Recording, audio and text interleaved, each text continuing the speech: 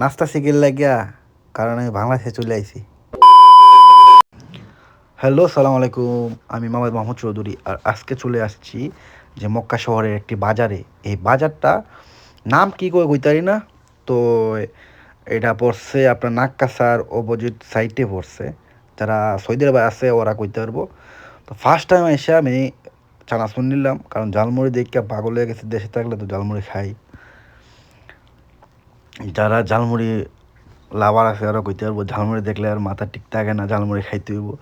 এখন ঝালমুড়ির সাথে সাথে বলে ঝালমুড়ি খামো খাইলে হইব না, ফুচকা খাইলাই। কইলাম মামা এক প্লেট ফুচকা বানাও। তো ফুচকা বানাইতেছে, ফুচকা বানানো ও স্টার্ট করে দিছে, আর আমি ঝালমুড়ি খাইতেছি আর ভিডিও করতেছি। কী করুম, ক্যাশ ক্যাশ ক্যাশ সোনার বাংলাদেশ। তো কইলাম মামা ঝাল বাড়াই দিস, কয় আচ্ছা সমস্যা নাই। তো এই যে দেখেন বাংলাদেশের কি নাই এনে, বাংলাদেশ সব পাওয়া যায়। আমার হয়ে গেছে, এই যে ফুচকাও বানাই দিয়ে দিছে। আর এই দিক দিয়া টাইমও এসে গেছে, কারণ 10টা পর্যন্ত ডিউটি। যারা সৌদি আরবে আছে হাইরি, প্রবাস মানে অনেক কষ্ট। যাই হোক, যারা আছে দেশে বিদেশে সবাই ভালো থাক, সবার জন্য দোয়া করি যেন সবাই আল্লাহ তাআলা সবাইরে ভালো রাখে। আর দ্বিতীয় কথা হইলো, জামুগা ফার্স্ট টাইম জামুগা মাছ বাজারে, মাছ কিনলামুগা। তো গেলাম, গিয়ে দেখলাম না, মাছ সব সাগরের মাছ। আমি দেশি মাছ পাই না। কই মামা দেশি মাছ আছে? কই দেশি মাছ সব ফ্রিজে দেওয়া হবে। আমি কই না, ফ্রিজে মাছ খাবো না। তো চিংড়ি কত কইরা ও বলছে যে 30 টাকা কিলো। তো এনে চিংড়ি দেখতে ভালো লাগলো না, কই না অন্য দোকানে যাবো। তো আরেক দোকানে আসছি, আসে বললাম মামা এনে কত কইরা? কই মামা এনেও এনেও কইতেছে 30 টাকা কইরা। তো কইলাম না, তোমার কাছ থেকেও নিবো না। তো সামনে যাইতেছি, সামনে ওই এক ভাই বলছে যে সামনে গেলে ভালো চিংড়ি পাইবা।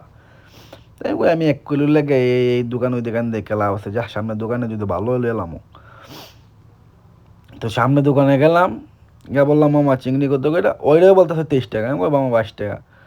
কয় না 23 টাকা। আমি কই না, তে আগে ফল লই এলাই। তো 1 কিলো আপেল নিছি। আপেল নিয়া গেলাম আরেক দোকানে। তো ওই দোকানে বলছে মামা কত কইরা? কয় মামা 24 টাকা কিলো। আমি কই মামা 23 টাকা দেন। তো কী করুম, ও গইরা গইরা 23 টাকা দিয়ে কিনতে হইলো।